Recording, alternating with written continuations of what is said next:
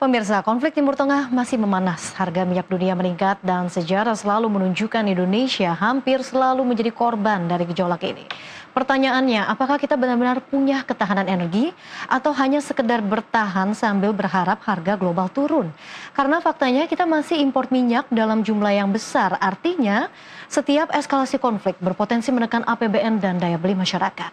Nah, untuk membahas lebih dalam, sudah hadir bersama kami Angga Wira, Ketua Umum Aspepindo.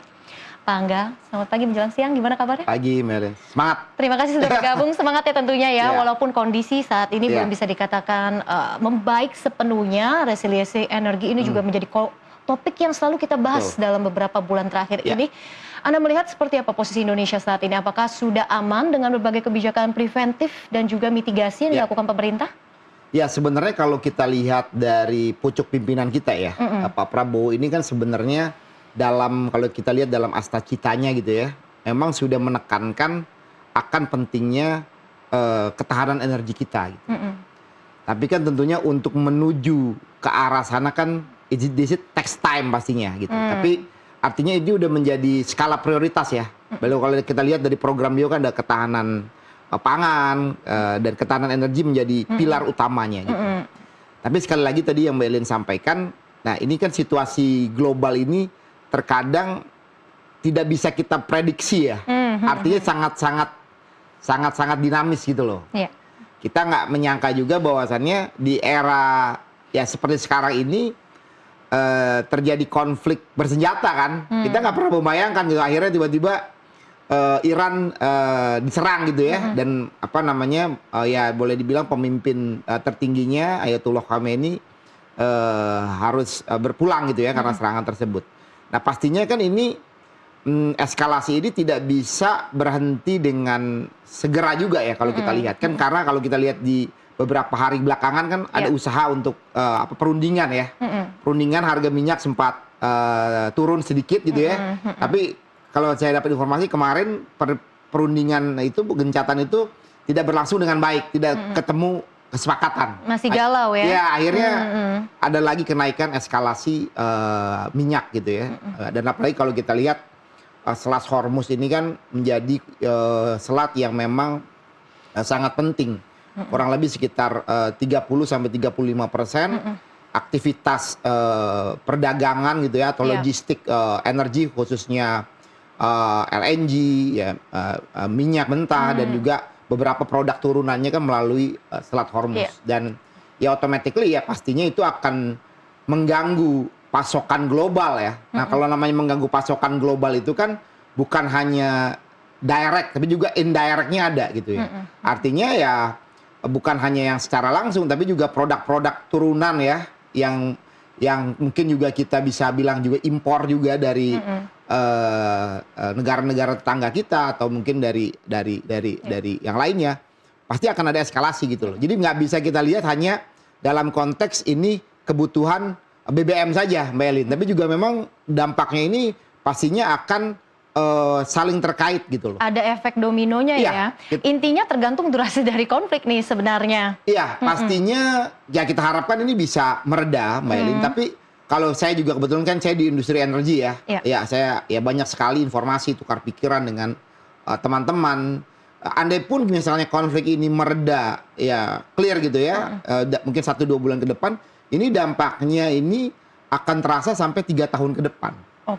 Karena apa? Karena apa namanya istilahnya itu perbaikan infrastruktur, mencari keseimbangan, ini automatically pasti takes time tadi. Ukurannya 2-3 tahun. Dampaknya ini berkepanjangan secara long term ya kalau kita lihat. Tapi untuk sekarang ini kan pemerintah mengklaim bahwa harga BBM BBM yang subsidi untuk akhir tahun ini tidak akan naik begitu. Pertama, stok pasokan sudah aman. Jadi posisi kita sekarang sudah aman atau masih rentan? Pertama, kami dari dunia usaha mengapresiasi ya kerja keras ya daripada pemerintah dan tentunya stakeholder energi ya, khususnya ya Menteri SDM, Pertamina, PLN gitu ya, Mbak Elin ya, untuk punya kebijakan untuk bagaimana menjaga harga tetap stabil ya, Mbak Elin ya, harga tetap stabil, memberikan ketenangan ke publik karena yang menurut saya yang paling penting kan resecure dulu nih, jangan sampai terjadi rush, terjadi apa namanya, terjadi dinamika yang mungkin tidak bisa dikendalikan ya. Kalau udah bicara misalnya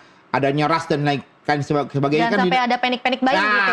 Oke. automatically kan itu bisa kemana-mana. Pertama kami apresiasi nih dalam hampir 1,5 bulan ya setelah konflik, di mana negara-negara lain sudah apa namanya ya boleh dibilang kebijakannya hampir mungkin ada yang menaikkan 3 kali lipat, bahkan ada yang sampai 4 kali lipat juga dari harga sebelumnya gitu.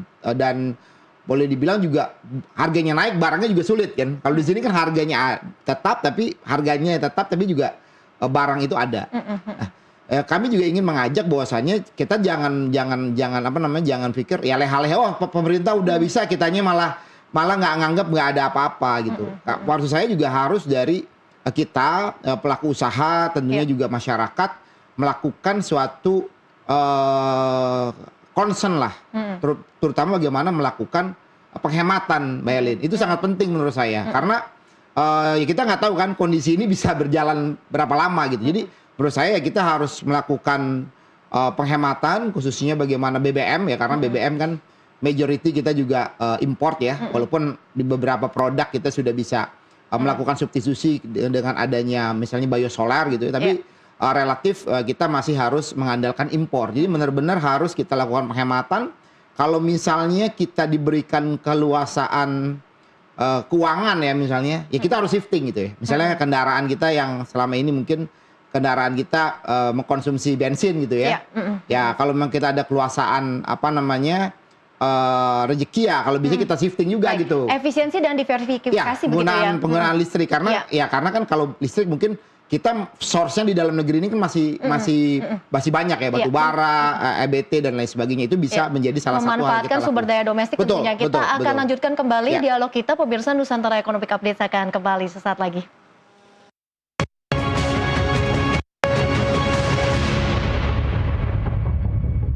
Anda kembali menyaksikan Nusantara Economic Updates, dialog bersama Angga Wira, Ketua Umum Aspebindo. Kita lanjutkan kembali.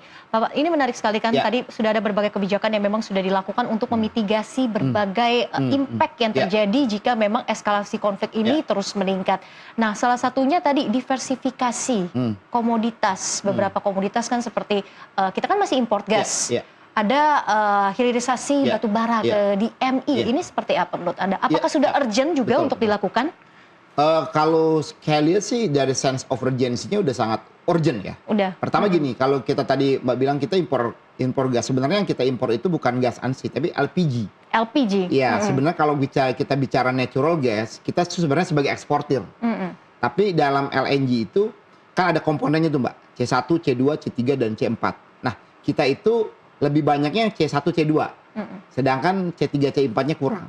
Jadi kalau kita total kebutuhan per tahun kita sekitar 8 juta ton, metric ton untuk LPG, kita itu hanya bisa menghasilkan di dalam negeri itu kurang lebih 2 juta ton. Jadi 6 juta tonnya kita harus import. Dan memang sebagian besar impor kita memang ada dari Amerika juga untuk LPG dan juga dari Middle East ya, pastinya juga terpengaruh. Tapi kan bukan hanya karena sumber impornya ya, tapi kan fluktuasi harganya. Jadi ya kita lihat Pak Presiden dan Pak Menteri SDM sekarang sedang di Rusia kan. Kemarin juga ke Jepang dan sebelumnya juga ke beberapa negara, ada ke Brunei. Saya yakin itu juga jadi bagian untuk mencari bukan pengganti ya, tapi pasokan gitu ya. Mencari mungkin negara-negara yang bisa menjadi memberikan pasokan. Karena kan nggak mungkin bisa langsung kita ganti gitu loh. Nah, karena kan ini perlu penyiapan juga ya. Kalau bicara tadi DME, lalu bagaimana kita bisa utilisasi LNG kita. Karena kan sekarang banyak teknologi juga ya. Small scale LNG, dan juga kita harus juga review beberapa aturan supaya banyak investor atau juga pelaku usaha yang memang tertarik untuk berinvestasi di sektor tersebut, sehingga masih dikerubutin lah gitu. Oke, import LPG ya, ini juga yang menjadi salah satu sorotan selain minyak. Betul. Di tengah berbagai langkah yang juga sudah dilakukan, sebetulnya seperti apa sih menurut Anda peran ataupun sinergi BUMN di sektor energi ini dalam juga mendukung dan menahan dari gejolak harga ini? Ya, pertama kita lihat pastinya kan ada BUMN utama kita, Pertamina dan PLN gitu ya di sektor energi. Memang yang kalau sekarang berhadapan langsung ini kan Pertamina ya. Nah, yang memang menjadi menjadi istilahnya playmaker lah, playmaker utama kan Yang gitu. memutar otak Ya, begitu juga begitu ya. Dan juga tapi juga kalau kita lihat di sektor hilir seperti BBM ada badan usaha swasta juga yang memang sudah punya bisnis dan memang sudah menjalankan bisnisnya. Dan saya lihat mereka juga sudah kompak lah. Dalam konteks misalnya menjaga stabilitas harga gitu ya. Mereka juga ibaratnya tidak melepasnya ke market gitu ya. Kalau Mbak Elin lihat kan di SPBU misalnya SPBU non Pertamina contoh misalnya AKR, Vivo itu kan harganya relatif hampir sama lah. Ya, artinya kan itu berarti sudah ada komunikasi yang intensif juga antar badan usaha gitu ya. Ya tapi kedepannya yang tadi saya bilang ini kan nggak bisa sendirian seperti Amina PLN gini ya untuk apa namanya untuk bersama-sama menyelesaikan persoalan ini. Jadi emang harus berkolaborasi Mbak. Tadi misalnya mengoptimalkan cadangan gas bumi kita yang cukup besar gitu ya. Karena ke depan kita kan ada blok Masela, ada Eni juga, ada Mubadalah yang mungkin dalam 2-3 tahun ke depan akan on stream. Ini juga bisa untuk menyuplai di dalam negeri. Tapi yang nggak bisa jalan sendiri, harus regulasinya dibuat pro bisnis dan juga memang juga diberikan suatu insentif agar pelaku usaha ini berbondong-bondong mau masuk ke sana gitu. Apalagi di sektor tambang ini juga yang menjadi salah satu fokus pembincangan ya untuk beberapa waktu terakhir ini soal RKAB. Betul. Nah, ini kan di saat komoditasnya juga berpeluang naik, ini pandangannya seperti apa, Pak? Jadi memang kan ada hal yang berbeda antara minyak dan gas dan RKAB. Rezimnya kan berbeda. Kalau memang minyak dan gas, rezim usahanya kan kontrak kerja sama ya. Tapi kalau pertama kan izin usaha produksi. Kami memahami karena saya juga pelaku usaha di sektor minerba juga ya, batubara khususnya. Kita memahami pemerintah ingin melakukan konsolidasi secara baik sehingga bisa memberikan suatu harga yang kompetitif juga. Karena kalau harga kompetitif otomatis kan bisa ada dampak ekonomi juga. Dan juga kita juga bisa menjaga cadangan kita. Tapi kalau misalnya nggak dikontrol RKAB, nggak dikasih suatu batasan yang bagus juga nanti harga bisa jatuh. Karena kan kita walaupun mungkin kita lihat juga kita juga bukan pemain nomor 1 di dunia, tapi kita kurang lebih di pasar internasional itu sekitar 30-40% batubara dunia itu dari Indonesia. Artinya kalau kita mampu mengatur supply atau automatically kita juga akan bisa mengatur harga juga Mbak. Artinya ya harganya kita bisa kasih yang stabil. Karena sebenarnya kalau harganya bagus itu kan bisa baik untuk pemerintah, bisa baik juga untuk pengusaha. Nah, tapi di sisi lain kan tadi yang Mbak bilang, artinya ya perlu apa namanya, perlu skenario yang tepat gitu loh. Sehingga apa tadi? Ya kita juga memahami misalnya terkait RKAB kan, ya kita harapkan misalnya RKAB-nya itu udah tahun lalu 1 juta ton gitu ya. Jangan tiba-tiba ada pengurangan yang jomplang gitu loh. Artinya kan dari pelaku usaha kan pasti udah memproyeksikan kebutuhan. Harus secara gradual begitu ya, harus benar-benar diatur secara terbuka, transparan, dengan hitung-hitungan yang juga saling menguntungkan. Jangan sampai tiba-tiba juga terjadi penurunan yang memang misalnya ya tidak tidak rasional lah gitu loh Mbak ya. Karena itu memahami juga teman-teman kan pasti udah investasi peralatan, ada modal perbankan juga, tenaga kerja. Jadi benar-benar harus diatur dan memang kita juga perlu kepastian dalam kaitannya itu adalah bagaimana timeline juga ya Mbak ya. Karena kan belum berarti kalau di ACC sekarang besok bisa kirim kan, bisa gitu juga. Pasti kan perlu waktu berapa bulan gitu. Baik, kembali lagi soal kesehatan fiskal kita di tengah konflik ini. Harga minyak naik, harga LPG naik, sementara juga masih import. Nah, salah satu opsi yang juga dilakukan pemerintah ini wacana soal windfall tax. Karena kan komoditas kita seperti batu bara, kemudian mineral-mineral lainnya ini kan berpeluang untuk naik. Bagaimana pelaku usaha merespon ini? Aku rasa itu adalah hal yang cukup fair juga ya. Kalau memang ada produk-produk yang mengalami kenaikan ya. Menurut saya memang harus ada batas bawah dan batas atas juga gitu. Artinya gini, kalau misalnya ketika harga misalnya misalnya batu bara misalnya harganya misalnya saat sekarang ini 100 USD gitu ya per dolar. Itu dikenakan misalnya tarif 10% misalnya ya ini ya, itu hitungannya. Tapi ketika misalnya naik 150 kita naikkan 12%, naik lagi berapa kita naikkan. Nah, saya rasa itu menjadi hal yang sangat fair juga ya. Jadi artinya pemerintah dalam hal ini ikut juga menikmati income dari kenaikan harga. Karena kan kita juga harus menutup biaya yang lain di saat kita masih mengimpor gitu loh. Iya, Kecuali kita nggak ada impor sama sekali ya. Ini kan istilahnya kita masuk kantong kanan, kita keluar kantong kiri juga untuk menambal kenaikan daripada harga yang harus kita impor juga, Mbak Elin. Jadi ya harus ini kan harus pinter-pinter lah mengaturnya gitu loh.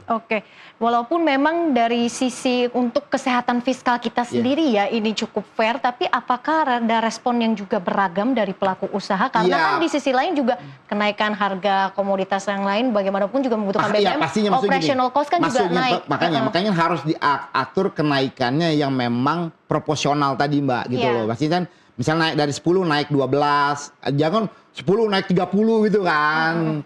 Karena tadi Mbak Elin juga sampaikan bahwasanya memang ada ongkos operasional kan naik.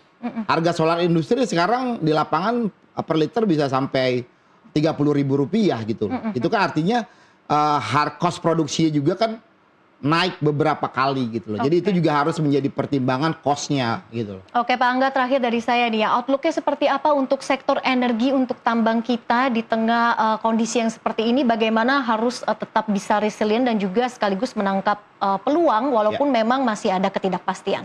Pertama gini, kalau dalam sektor energi khususnya pertambangan sebenarnya ini momentum ya. Momentum yang tepat karena juga demand di luar khususnya di batubara juga tinggi misalnya, tapi tadi perlu sinkronisasi kebijakan lah. Jadi pemerintah juga harus mendengar juga masukan dari dunia usaha sehingga ini menjadi momen yang tepat untuk melakukan konsolidasi. Di sisi lain konsolidasi bagaimana regulasi ini bisa adaptif juga ya. Tapi di sisi lain juga ya kita mengajak pelaku usaha juga untuk bisa melakukan proyeksi ke depan. Tadi yang Mbak Elin bilang hilirisasi dan lain sebagainya.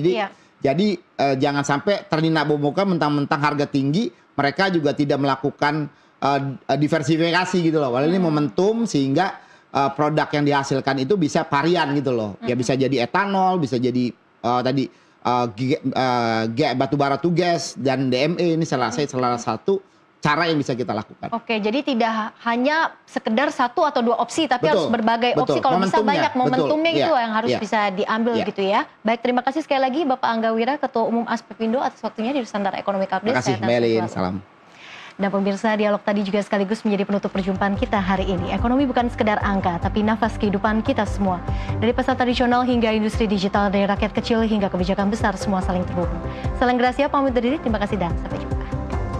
Terima kasih.